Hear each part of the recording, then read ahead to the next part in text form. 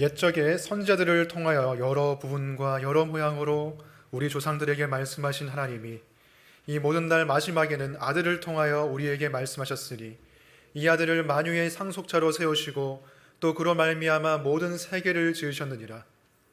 이는 하나님의 영광의 광채시요 그 본체의 형상이시라. 그의 능력의 말씀으로 만물을 붙드시며 죄를 정결하게 하는 일을 하시고 높은 곳에 계신 지극히 크신 이의 우편에 앉으셨느니라. 아멘. 앉아주시기 바랍니다. 말씀을 위해서 기도하겠습니다. 하나님 감사합니다. 우리에게 아들을 주신 하나님, 우리에게 예수님을 주셔서 우리를 구원하신 하나님, 그리고 이 순간에도 우리를 붙드시는 줄 믿습니다. 말씀으로 우리를 붙들어 주시고 이 말씀을 저희들이 깨닫고 순종함으로 세상 가운데 하나님의 영광을 드러내며 살게 도와주시옵소서. 예수님 이름으로 기도합니다. 아멘. 오늘은 히브리서를 설교하는 첫 시간인데 첫 시간인 만큼 먼저 히브리서가 어떤 책인지 소개를 먼저 해드리고 본문으로 넘어가겠습니다. 히브리서를 잘 아시는 분들도 있겠지만 어떤 분들은 히브리서를 어렵게 느끼실 수도 있습니다. 왜냐하면 이 히브리서 안에 많은 구약적인 개념들이 들어가 있고 특히 구약의 제사 제도가 많이 언급되고 있기 때문에 히브리서를 신약의 레위기다라고 부르기도 합니다. 그래서 구약 성경에 익숙하지 않은 분들은 히브리서가 어렵게 느껴질 수 있지만 히브리서는 우리가 잘 이해하기만 하면 지금도 우리에게 큰 도움과 또 도전을 줄 수 있는 그런 책입니다. 그러면 히브리서는 누가 썼을까요? 사도 바울이 썼다고 말하는 사람도 있고 그리고 사도 바울과 동시대를 살았던 아볼로, 구약 성경에 통달했던 그 아볼로가 썼다고 말하는 사람도 있고 바나바가 썼다고 하는 사람도 있습니다. 그러나 명확한 증거는 없어요. 보통 서신서를 읽어보면 사도 바울이나 베드로가 서신을 쓸 때에 이 편지는 예수 그리스도의 사도 바울 또는 베드로가 씁니다. 이러한 인사말이 있는데 히브리서에는 이러한 인사말이 전혀 없습니다. 그래서 누가 이 책을 확실히 썼는지 우리는 알 수가 없어요. 그런데 그 저자를 알지 못한다고 해서 그것이 우리가 이 말씀을 하나님의 말씀으로 받는 데는 큰 문제가 없습니다. 구약 성경에도 누가 저자인지 모르는 저자 미상의 책들이 많이 있죠. 룻기라든지 사무엘 상하, 에스더, 우리가 다 이 저자를 정확히 알지 못합니다. 그럼에도 불구하고 우리가 그것을 하나님의 말씀으로 받고 있는데 중요한 것은 모든 성경이 하나님의 감동으로 기록되었다는 거예요. 인간의 저자가 누군지 모르지만 궁극적인 저자는 우리가 누군지 알고 있기 때문에 그것이 중요한 것이죠. 그러면 히브리서가 어떻게 성경책 안에 포함됐는가, 이제 신학적으로 말하면 어떻게 정경이 됐는가, 그것은 우리가 확실히는 알 수가 없습니다. 제가 말씀드릴 수 있는 것은 그 시대의 기독교인들이 이 문서를 회람하면서 돌려보는 가운데 읽으면서 이것이 정말 성령의 감동으로 기록된 하나님의 말씀이구나 라는 것을 널리 받아들이게 되었다는 거예요. 그리고 그것을 397년에 카르타고 공의회라는 교회 지도자들의 모임에서 재확인한 것입니다. 공식적으로 인정한 것이죠. 이 모든 것이 성령님의 인도하심 가운데 결정이 되었고요. 그러면 히브리서가 언제 기록된 책일까요? 그 연대가 언제일까요? 여러 견해가 있지만 제가 봤을 때 타당하다고 생각되는 것은 무엇이냐면 AD 70년 이전, AD 70년이 여러분 많이 들어보셨죠? AD 70년 그때 어떤 사건이 있었습니까? 로마가 예루살렘을 침공해서 성전을 파괴한 사건이 일어난 해가 바로 AD 70년인데 그 AD 70년 몇 년 전에 히브리서가 기록됐다고 보는 게 맞을 것 같아요. 왜냐하면 히브리서를 잘 읽어보시면은 그것이 기록될 당시에도 성전에서 제사가 드려지고 있었다는 것을 전제하고 있습니다. 그러니까 성전이 파괴되기 이전에 기록됐다는 것을 우리가 알 수 있고요.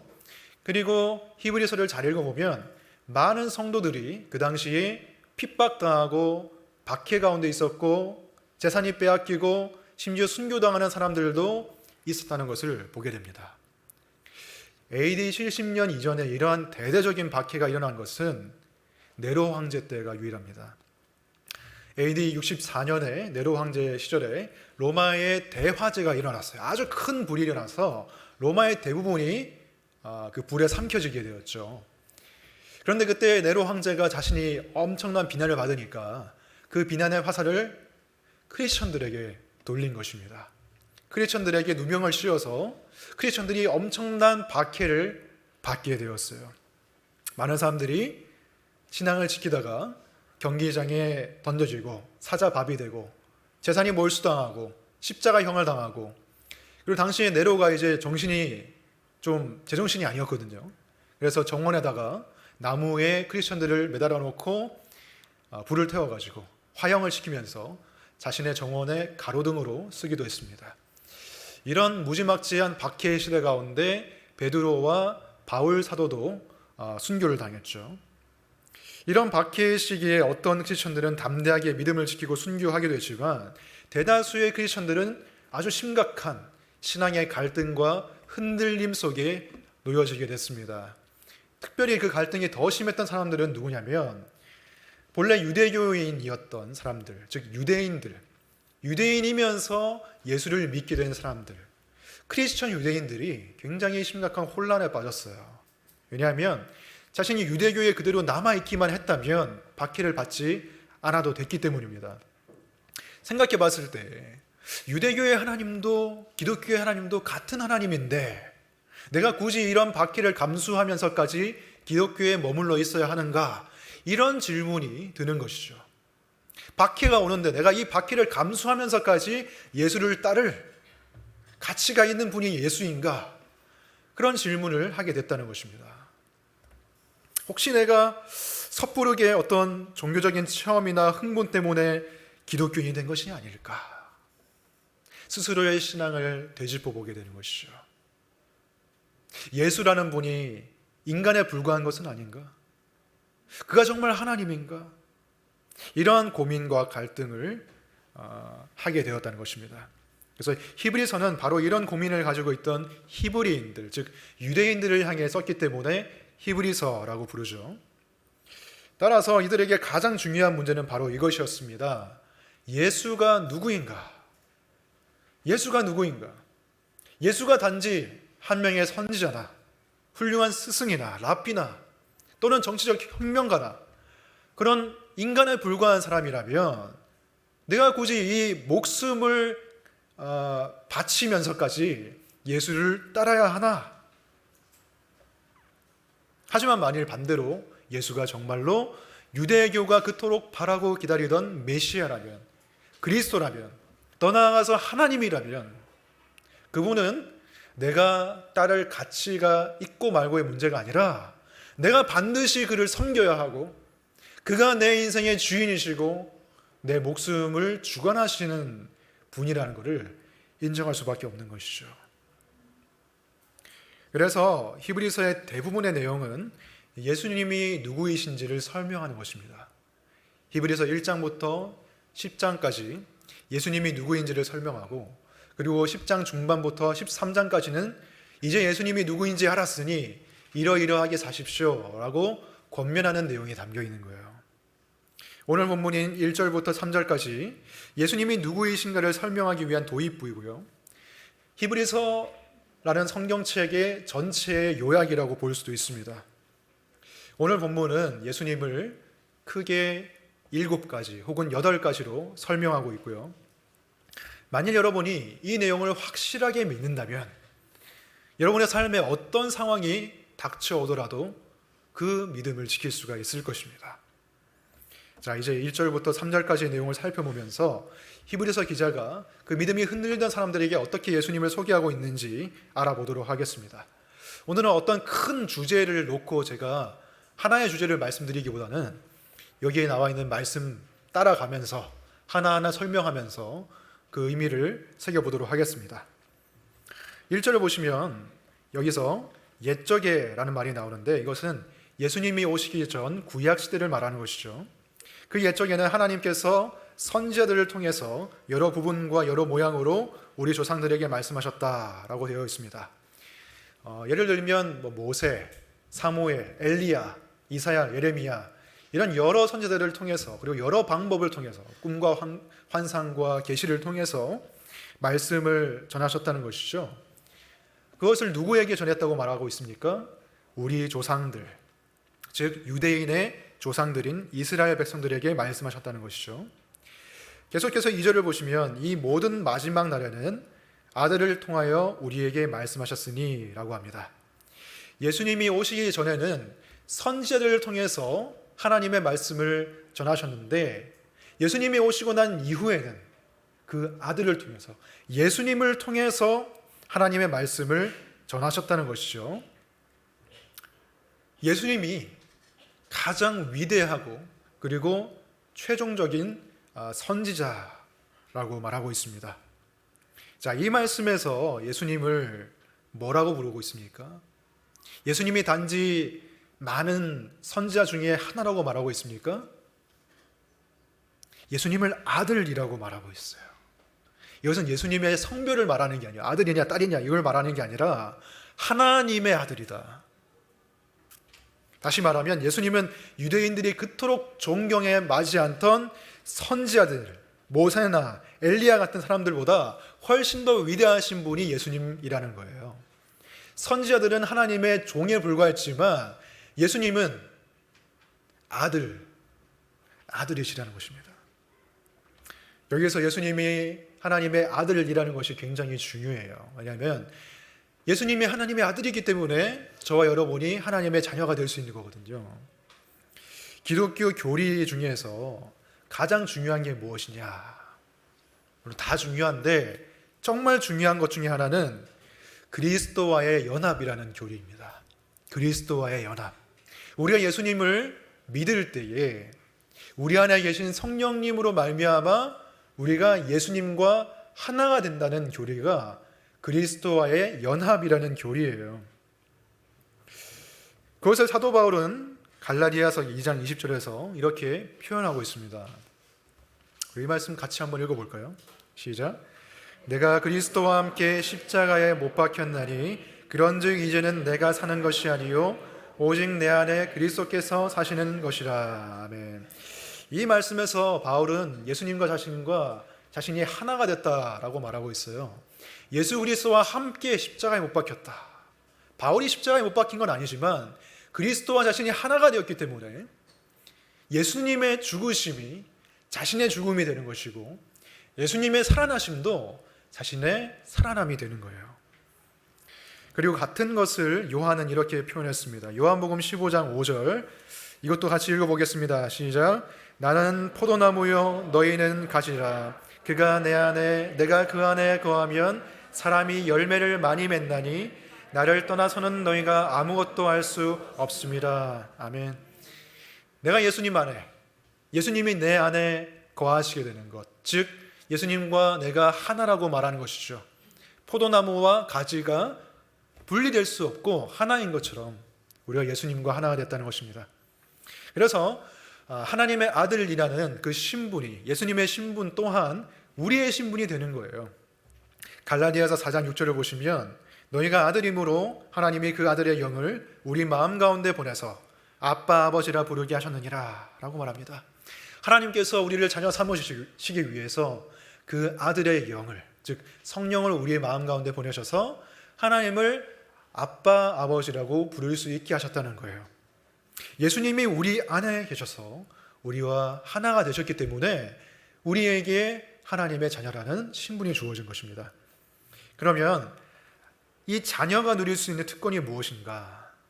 2절 중반부를 보시면 히브리서 1장 2절 이 아들을 만유의 상속자로 세우시고, 구약 성경을 보면 아들의 특권에 대해서 나옵니다. 아들의 특권이 무엇이냐? 아버지의 재산을 상속받는다. 특히 장자는 2배의 재산을 상속받는다. 그런데 아들이 하나면 어떻게 되겠어요? 아버지의 모든 재산을 그 아들이 상속받게 되겠죠. 그래서 아들이신 예수님께서 아버지 하나님, 성부 하나님이 소유하고 있는 모든 것을 다 상속받으시는 거예요. 다시 말하면 그리스도와의 연합이라는 교리에 따르면 예수 그리스도께서 모든 것을 상속받으시면 그 모든 것이 또한 누구의 것입니까? 바로 저 여러분의 것이죠. 우리가 예수 그리스도와 함께 공동 상속자가 된다는 그 얘기입니다. 로마서 8장 17절에 보시면 자녀이면 또한 상속자, 곧 하나님의 상속자요 그리스도와 함께한 상속자니. 예수님을 믿는다는 게 여러분 이렇게 큰 특권을 얻는 거예요. 우리가 모든 죄를 사함받는 것만 해도 엄청나게 큰 은혜인데 그걸 넘어서서 우리를 자녀로 삼으셨고요. 그리고 자녀이기 때문에 하나님께 속한 모든 것을 우리가 소유하게 되는 것입니다. 이게 얼마나 놀라운 특권인지 아마 여러분 들으면서도 실감이 안 날 거예요. 여러분이 부모님으로부터 얼마를 상속받으면 여러분이 만족스러울까요?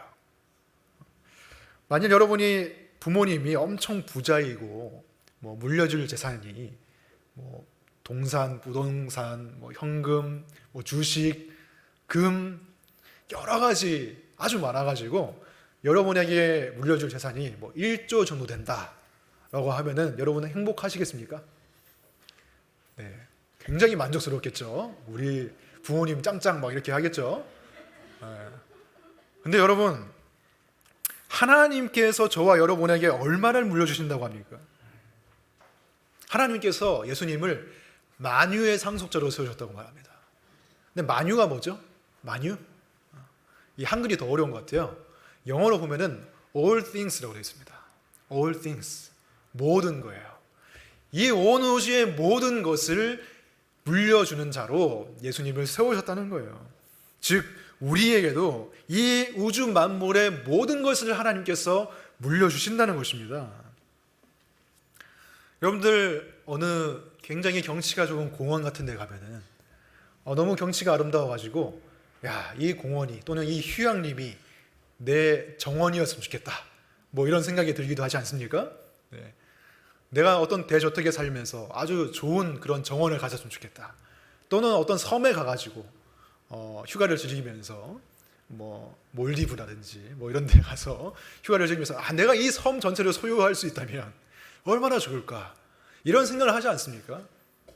근데 그것이 현실로 이루어진다는 거예요. 하나님이 모든 것을 우리에게 주신다고 약속하셨잖아요. 이 우주 모든 만물이 우리의 것입니다. 그것도 하나님께서는 지금 타락해서 죄로 물들어 있는 오염되어 있는 이 우주 만물을 우리에게 주신다는 게 아니라 모든 것을 새롭게 하신 후에 모든 죄와 타락의 영향력과 오염이 다 제거된 가장 아름다운 상태의 만물을 저와 여러분에게 주신다는 거예요. 여러분 이게 얼마나 놀라운 특권입니까? 여러분 만유를 상속받는데 우리가 뭐가 더 부러울 게 있습니까? 1조, 100조 이게 돈으로 환산이 가능한가요?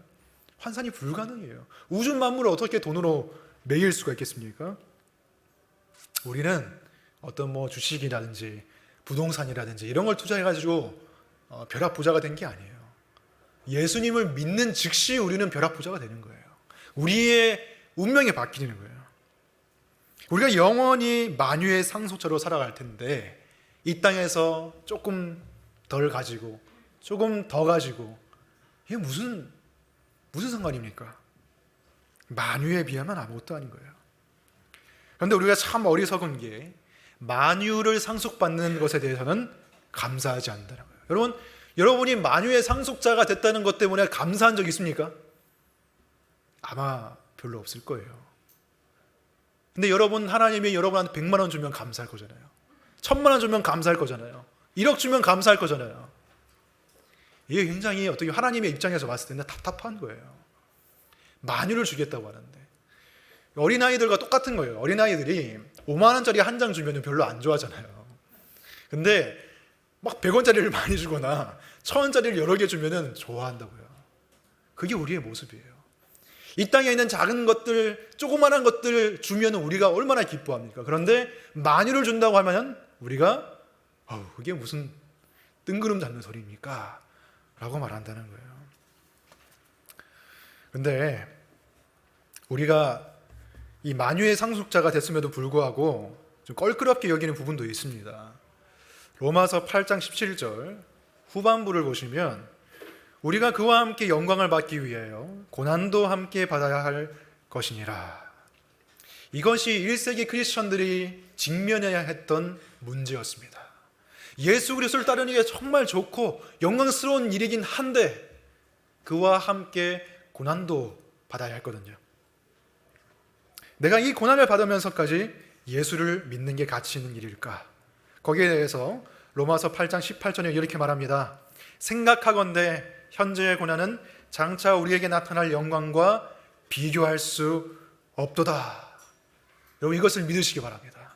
여러분이 이 땅에서 어떤 고난을 당하든지 그것은 우리가 장차 누리게 될 영광과는 비교할 수가 없는 거예요. 우리가 이 땅에서 누리는 이 받는 고난이 물방울이라면 하나님이 주실 영광은 바닷물과 같은 거예요. 물방울이 바닷물에 떨어지면 그냥 없어지는 것 같습니다. 물론 이 땅에서 고난 받을 때 그때는 자기 자신이 세상에서 제일 힘든 것처럼 느껴지죠. 그 고난을 과소평가하고 싶은 것이 아니라 하나님의 영광을 과소평가하고 싶지 않은 거예요. 하나님의 영광이 너무 큰 거예요. 만유의 상속자로 그리스도를 세우시고 또한 우리를 그리스도와 하나가 되게 하시는 그 하나님의 영광이 더 크다는 것입니다. 이것을 들으시면서도 여러분들이 이거 뭐 그냥 정신승리 아닌가 이렇게 생각하실 수도 있는데 제가 설교 때 누누이 말하지만 이건 정신승리가 아니에요. 정신승리가 뭡니까 여러분? 정신승리의 정의가 뭐예요?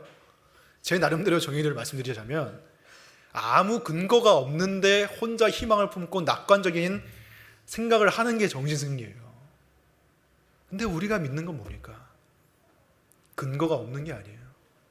하나님의 말씀이 약속하고 있는 거예요. 우리에게 모든 것을 상속해 주시겠다고. 이게 정신승리가 되려면 여러분이 성경이 하나님의 말씀이 아닌 것을 먼저 증명해 보세요.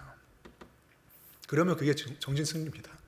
근데 하나님의 말씀이다. 그러면 이거는 우리의 분명히 일어날 놀라운 하나님의 역사인 것입니다. 계속해서 2절 말씀을 보시면 또 그로 말미암아 모든 세계를 지으셨느니라. 성부 하나님만 창조주가 아니라 성자 하나님 예수님도 창조주라고 말하는 거예요. 그런데 창세기 1장의 기록을 여러분이 보셨겠죠? 보시면 알겠지만 성부 하나님도 나오고 성령 하나님도 수면 위에 운행하시는 분으로 나오는데 성자 하나님은 어디 계신가? 우리가 눈으로 잘 찾기가 힘듭니다. 거기에 대해서 요한복음이 힌트를 주고 있는데 요한복음 1장 1절부터 3절까지 보시면 태초에 말씀이 계시니라.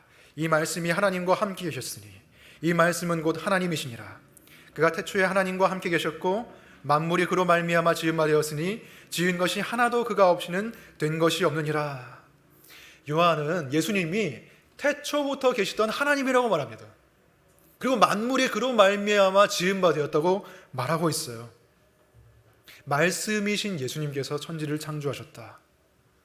창세기 1장을 보면 성부 하나님께서 만물을 창조하실 때 그냥 입꼭 다물고 침묵 가운데서 이 만물을 창조하신 게 아니죠. 창세기를 읽어보시면 항상 말씀을 통해서 천지 창조를 하십니다.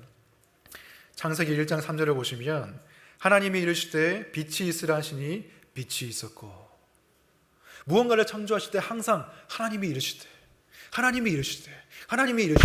항상 말씀으로 창조하시는 것을 볼 수가 있어요.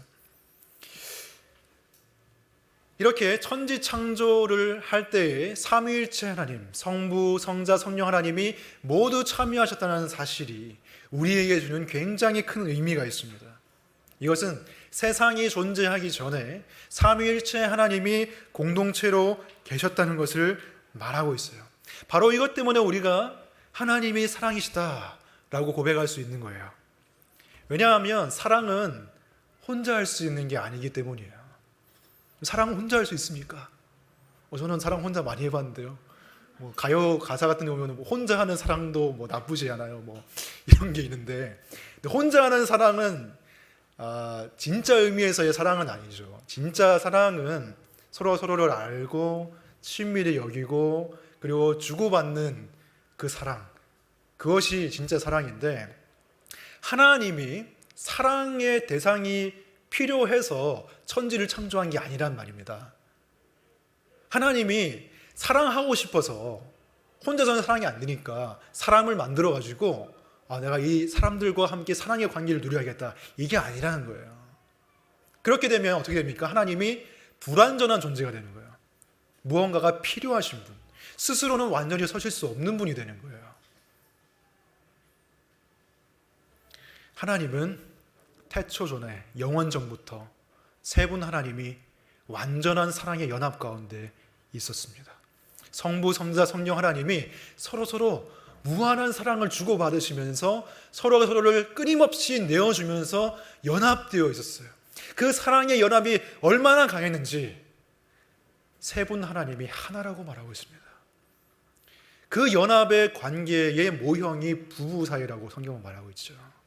아무튼 삼위의 하나님은 그 사랑 가운데 완전히 연합해 계셨고, 그 사랑이 흘러넘친 결과로서 천지를 창조하신 거예요. 그래서 하나님은 사랑이시고 이 세상의 본질도 사랑인 것입니다. 근데 이 세상의 본질이 사랑이 아니라고 많은 사람들이 사실 믿고 있었어요. 지금도 그렇게 믿고 있고요. 창세기가 기록되기 이전에 고대 사람들의 인식을 지배하고 있었던 신화가 많이 있었죠. 고대 사람들은 신화를 믿었잖아요. 고대 바벨론의 에누마 엘리시라는 창조 신화가 있습니다. 그 신화 안에 창조 기사가 있는데, 그 신화를 보면은 굉장히 재밌어요. 신들이 막 싸워요. 특별히 두 개의 신이 주축이 돼서 큰 싸움을 벌이는데, 한 신의 이름은 티아맛이고 한 신의 이름은 마루둑이에요. 티아맛이라는 무시무시한 신을 무찌르기 위해서 마루둑이라는 이 신이 탄생해가지고 싸움을 하는데, 둘이 싸워가지고 누가 이겼겠습니까? 마루둑이 이겼어요. 마루둑이 그 전쟁에서, 싸움에서 이긴 후에 천지를 창조합니다. 근데 천지를 어떻게 창조하냐면 티아맛의 시체를 가지고 창조합니다. 티아맛의 시체를 반으로 갈라가지고 반으로는 하늘을 만들고 나머지 반으로는 땅을 만들어요. 그리고 여러 가지 시체의 부분들을 사용해가지고 산도 만들고 강도 만들고 여러 가지를 만드는 거예요. 사람은 그 티아맛의 시체의 그 피를 가지고서 점토를 섞어가지고 사람을 만든다고 되어 있습니다. 이 신화를 믿는 사람들은 어떻게 생각했을까요? 그래, 이 세상의 본질은 신의 다툼, 신의 폭력, 서로에 대한 미움, 이기심, 여기서 세상이 만들어졌구나. 그도 그럴 것이, 사람들이 세상에 태어나서 보니까 사람들이 다 싸우고 있잖아요. 다투고 자기 밥그릇 챙기기 바쁘고 이기적이고, 그러니 세상의 본질이 죄고 악이고 이기심이고 욕심이라고 생각하는 게 당연하죠. 그리고 그걸 바탕으로 신화를 만든 거고요. 그리고 그 신화가 사람들의 이기심과 욕망을 이제 합리화시켜주는 것이죠. 물론 요즘 사람들이 이런 신화를 믿지는 않지만요, 지금도 동일한 생각 속에서 사람들이 살아가고 있습니다. 만약에 하나님을 완전히 배제시키고 하나님이 없다고 생각하고 진화론과 자연 선택을 믿는다고 해봅시다. 자연 선택이 뭐죠? 자연이 그 자연에게 적응하기 유리한 종을 선택한다는 거예요. 즉 자연 환경에 적응하기 유리한 종이 진화가 되고 살아남는다는 거예요. 그 과정 속에서 살아남으려면 어떻게 돼요? 죽이고 강해져야 되고 이기적이어야 되는 거예요. 그래서 이 과학적인 근거를 믿는 사람들은 자연스럽게 인간의 본성을 어떻게 생각하게 되겠습니까? 이기적이고 자기 밥그릇 챙기는 게 당연한 것이고 욕심 부리고, 그게 당연한 거예요. 세상의 본질이 그거라는 거예요. 경쟁하고 싸우고 죽이고 내가 살아남고 내가 선택당하고, 그게 현대사회의 일종의 신화입니다. 사람들의 욕망과 이기심을 승인해주고 합리화시키는 하나의 신화인 거예요. 지금 신화를 믿지는 않지만 과학을 믿는 게 그 결과를 낳는 것입니다. 여러분, 성경은 그것을 말하고 있는 것이 아니에요. 성경은 이 세상의 본질이 사랑이라고 말하고 있습니다. 하나님의 사랑이 흘러넘쳐서 그 결과로 우주를 지었고 하나님의 사랑으로 말미암아 인간을 지으셨다고 말해요. 이 세상의 본질은 죄악이 아니고 미움도 아니에요. 물론 그것이 중간에 끼긴 했어요. 사람들이 하나님의 사랑을 배반했기 때문에. 하지만 지극히 크신 하나님의 사랑으로 말미암아 그 모든 죄악과 타락을 이기고 사랑이 승리하고 하나님의 나라가 완전히 서게 된다는 것이 성경의 전체 내용입니다. 우리가 믿는 이 이야기가, 우리가 믿는 이 세계관과 가치관이 얼마나 아름다운 거예요. 무엇을 믿느냐에 따라서 여러분의 생각과 여러분의 행동과 말이 달라지는 거죠. 무엇을 믿고 있나요, 여러분이? 여러분이 성경을 믿는다면 여러분의 마음속에 있는 욕심과 정력과 이기심을 정당화시킬 수가 없어요. 우리가 나아가야 할 곳은 사랑이 충만하신 예수 그리스도입니다. 예수 그리스도의 장성한 분량까지 우리가 나아가야 되는 것이죠. 계속해서 3절을 보겠습니다. 이는 하나님의 영광의 광채이시요 그 본체의 형상이시라. 예수님의 하나님의 영광의 광채라는 말은 눈에 보이지 않는 영적인 존재인 하나님이 우리 눈에 보일 수 있는 육체를 입고 오셨다는 거예요. 모세가 하나님께 말했습니다. 하나님의 영광을 내게 보여주세요. 그때 하나님이 모세에게 말씀하셨습니다. 내 얼굴을 보는 사람은 다 죽을 텐데 네가 나의 영광을 볼 수 있겠냐? 그런데 인간이 볼 수 없는 거룩한 하나님의 영광, 죄인이 그 앞에 서면 죽을 수밖에 없는 그 하나님의 영광을 예수 그리스도가 육체를 입고 오셔서 나타냈다는 거예요. 그래서 이제 사람들은 굉장히 안전하게 하나님의 영광을 예수 그리스도의 육체를 통해서 볼 수가 있게 됐다는 것입니다.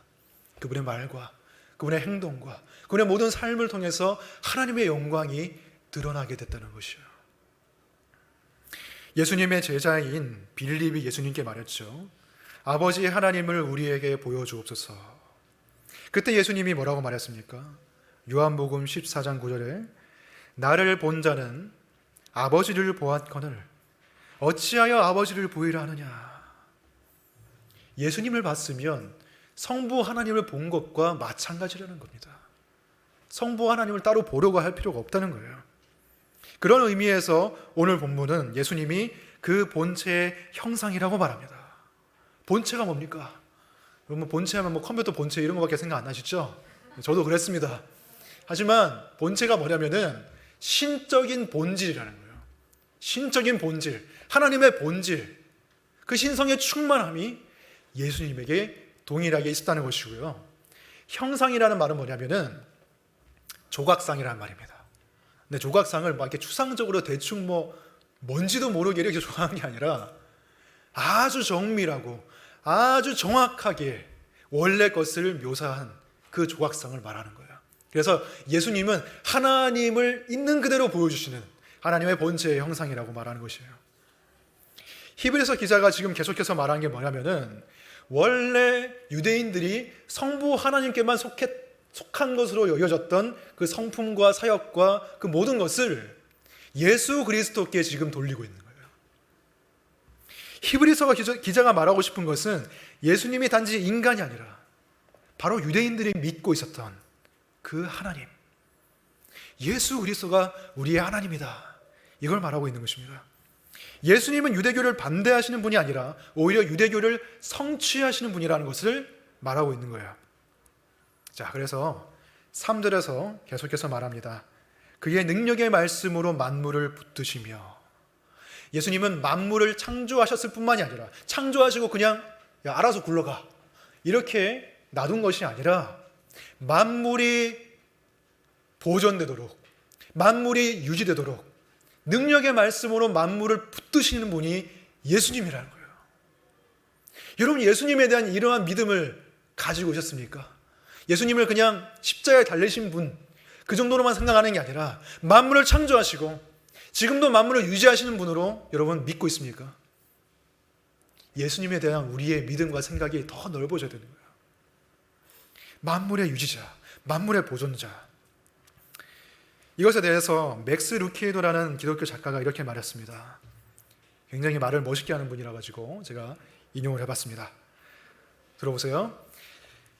하나님으로 인해 물은 늘 액체 상태를 유지하고 바위는 늘 단단하며 중력 법칙과 연력학 법칙은 세대가 바뀌어도 변하지 않는다. 하나님이 창조 세계를 운행하시기에 여전히 가을이 가면 겨울이 오고 겨울이 가면 봄이 온다. 이 우주에는 질서가 있으며 하나님은 만물을 붙드신다. 이 하나님이 바로 예수님입니다.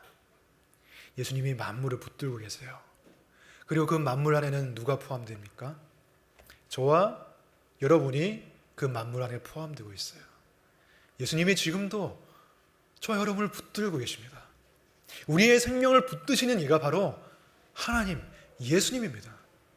예수님이 붙들지 않으면 우리의 생명은 그냥 아무것도 아니에요. 예수님이 붙들지 않으면 우리는 바로 죽을 수가 있어요. 그분이 우리의 생명의 주관자이시고 그분이 우리의 인생 전체를 떠받치는 분이십니다. 우리가 믿음이 없이 생각하면 우리가 그냥 자기 힘으로 살아가는 것 같죠? 자기 지혜로 살아가는 것 같죠? 내가 책을 많이 읽어서 또는 유튜브에서 강의를 들어서 아니면 내가 운동을 열심히 해서 내가 직장에서 좋은 퍼포먼스를 보여주고 있기 때문에 내가 가정을 잘 꾸려서 내가 내 삶을 유지하고 있다고 생각할 수 있어요. 근데 그건 사실이 아니에요. 예수님이 나를 붙들고 있기 때문에 내가 살고 있는 거예요. 이 사실을 고난이 오기 전까지는 많은 사람들이 깨닫지 못합니다. 고난이 오기 전까지는 내가 내 삶을 헤쳐나가고 있고 내가 내 신앙을 지키고 있고 내가 내 자녀를 지키고 있고 내가 내 가정을 꾸리고 있다고 생각하지만 하나님을 의지하지 않으면 우리는 아무것도 아니에요. 예수님이 붙드는 손길을 놓으면 우리는 망가질 수밖에 없고 저 구렁텅이 아래로 떨어질 수밖에 없는 존재들입니다. 여러분 이걸 깊이 믿으시기 바랍니다. 이 진리가 우리를 겸손케 합니다. 나는 아무것도 아닙니다. 예수님이 전부이십니다. 하나님의 은혜로 내가 살고 있습니다. 이걸 정말 깊이 믿는 사람이 기도하는 사람이에요. 내 힘으로 안 되니까 기도하는 거예요. 오직 예수 그리스도만으로 살기 때문에 기도하는 거예요. 내 의가 아니라 예수 그리스도의 의로 내가 구원받는 것이고 내 힘이 아니라 예수 그리스도의 능력의 말씀으로 내가 사는 것을 믿는다면 내가 기도할 수밖에 없는 거예요. 기도 안 하는 것은 온몸으로 표현하는 겁니다. 나는 예수님 의지하지 않고도 붙들지 않고도 살아갈 수 있다고 말하는 것과 똑같은 거예요. 하지만 오늘 말씀은 분명히 말하고 있습니다. 예수 그리스도가 만물을 붙들고 계신다고요. 여러분 기도하시기 바랍니다. 능력의 말씀으로 나를 붙들어 주소서. 시편 119편을 보면 116절, 117절에 이런 기도가 나옵니다. 우리가 같이 기도하는 마음으로 같이 읽어보겠습니다. 시작. 주의 말씀대로 나를 붙들어 살게 하시고 내 소망이 부끄럽지 않게 하소서. 나를 붙드소서. 그리하시면 내가 구원을 얻고 주의 율례들에 항상 주의하리이다. 아멘. 이 기도가 우리의 기도가 되었으면 좋겠습니다. 하나님 저를 붙들어 주시옵소서. 저도 하나님 붙들겠습니다. 고난이 오고 힘들 때 바로바로 하나님 기도하세요. 하나님 붙들고 의지하시기 바랍니다. 하나님이 정말 그 손으로 꽉 붙들어 주실 것입니다. 그리고 3절 중반부를 보시면 예수님은 죄를 정결하게 하는 일을 하신다고 말합니다. 우리가 잘 알고 있는 것처럼 예수님은 십자가에 달려 죽으시면서 우리의 죄와 우리가 받아야 할 저주와 심판을 대신 받으셨어요. 이것도 예수님이 하나님이기 때문에 가능한 거예요. 예수님이 그냥 우리와 같은 평범한 인간이라면, 죄를 가지고 있는 인간이라면 어떻게 다른 죄인을 대신해서 그 대속의 사역을 할 수가 있겠습니까? 그것도 한 명의 죄가 아니라 수많은 죄인들의 죄를 대신 지고 갈 수 있겠습니까? 예수님이 하나님이기 때문에 가능한 거예요. 그리고 예수님이 복음서에 보면은 사람들을 향해서 너의 죄가 용서함 받았다, 너의 죄가 사함 받았다고 선포를 하시는데, 누가 용서를 할 수 있습니까? 피해자와 가해자 중에 누가 용서를 할 수 있습니까? 제3자가 용서할 수 있습니까? 그 범죄를 당한 사람이, 나에게 죄를 범한 사람을 용서하는 거예요. 예수님이 용서할 수 있는 이유는 예수님이 죄를 당하신 분이기 때문이에요. 인간이 짓는 모든 죄는 하나님을 향한 범죄입니다. 하나님의 법을 깨뜨렸기 때문에. 그래서 예수님이 하나님으로서 사람들의 죄를 용서하신다고 선포하신 것이죠. 다음으로 예수님은 죄를 정결케 하시는 일을 하시고 높은 곳에 계신 지극히 크신 이의 우편에 앉으셨다라고 되어 있습니다. 예수님께서 십자가에 달려 죽으시고 그게 끝이 아니라 부활하시고 승천하셔서 가장 높임을 받으시고 지극히 높임을 받으신 높으신 하나님의 우편에 앉으셨다라고 되어 있습니다.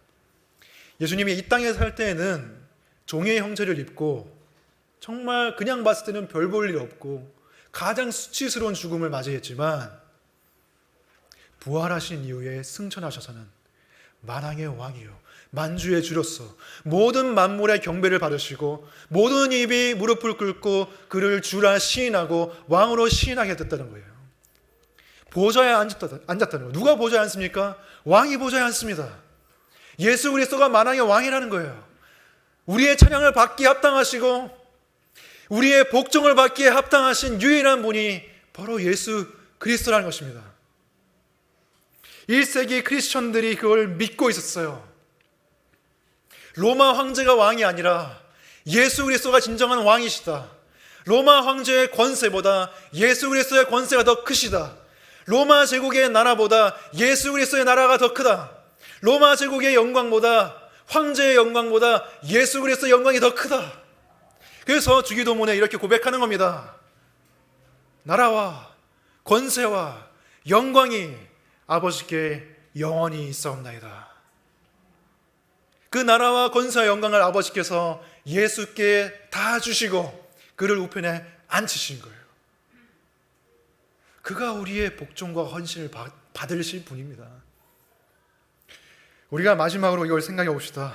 여러분의 삶을 실제로 누가 통치하고 있습니까?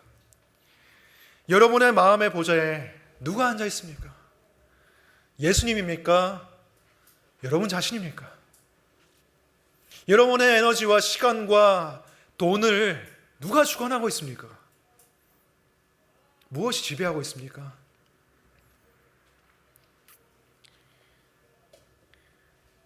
예수님께서 왕이십니다. 예수님이 이 세상을 통치하십니다. 이 세상을 통치하실 때 예수께서 무엇을 통해서 사람들을 통치하시죠? 무엇을 수단으로, 무엇을 근거로 해서? 바로 하나님의 말씀입니다. 하나님의 계명입니다. 66권에 주어진 성경 말씀으로 우리를 통치하시는 거예요. 우리가 거기에 순종할 때 우리는 예수님을 사랑할 수 있고 예수님께 복종할 수가 있는 것이고 예수님의 백성으로 살아가는 거예요. 하나님의 말씀에 붙들린 저와 여러분이 되길 바랍니다. 말씀 다 안다고 생각하는 거, 뭐 그렇게 생각할 수도 있어요. 내가 주일학교부터 교회를 다녔고 이제는 목사님이 무슨 설교를 할지 본문만 봐도 내가 계율을 다 알고 있고, 뭐 그렇게 생각할 수도 있습니다. 하지만 이 말씀을 아는 걸 넘어서서 정말 순종하고 있습니까? 왕에게 필요한 것은 복종이에요. 알고 있는 게 아니라, 왕이 누군지 알고 있는 게 아니라 왕께 복종하는 게 필요한 거예요. 야고보서에서 보면 마귀도 다 알고 있다고 말합니다. 마귀도 다 알고 있어요. 우리가 아는 것 이상으로 하나님에 대해서 알고 있어요. 근데 복종하는 것은 하나님의 자녀와 하나님의 백성입니다. 하나님의 말씀에 순종하고 있습니까? 그 이전에 어떤 말씀에 순종해야 될지 몰라서 일단은 성경을 읽어야 하는 단계에 있지는 않으십니까? 말씀을 통해서 우리의 왕이 누구신지, 우리의 생명을 붙드시는 분이 누구인지 알아가시기 바랍니다. 예수 그리스도, 그분은 단지 인간이 아니시고 우리의 하나님이십니다. 어떤 상황이 와도 우리가 바꿀 수 없는 창조주이시고 우리를 구원하신 분이시고 지금도 왕으로 통치하시는 예수 그리스도 우리 하나님, 그분을 붙드는 저 여러분이 되길 바랍니다. 기도하겠습니다. 하나님 아버지 감사합니다. 우리에게 아들을 주셔서 우리에게 말씀하시고 그 아들로 하여금 만유의 상속자가 되게 하시고 우리에게도 그 만유를 상속하게 하신 하나님, 그 놀라운 특권과 은혜를 우리가 입었습니다. 하나님, 그 은혜를 우리가 어떻게 보답할 수가 있겠습니까? 우리의 전부를 드려도 우리가 보답할 수 없을 것입니다. 그러나 주님, 사랑의 하나님께서 원하시는 것은 우리의 사랑입니다. 예수 그리스도 우리 하나님을 우리가 더 사랑할 수 있게 주시옵소서. 사랑으로 모든 만물을 창조하시고 지금도 붙드시는 예수 그리스도, 우리가 그분을 붙들기를 원합니다. 그분이 우리를 붙들지 않으면 우리는 아무것도 아닙니다. 주여, 우리를 붙들어 주시옵소서. 그 붙드시는 손을 저희도 잡게 해주시옵소서. 예수님 이름으로 기도합니다. 아멘.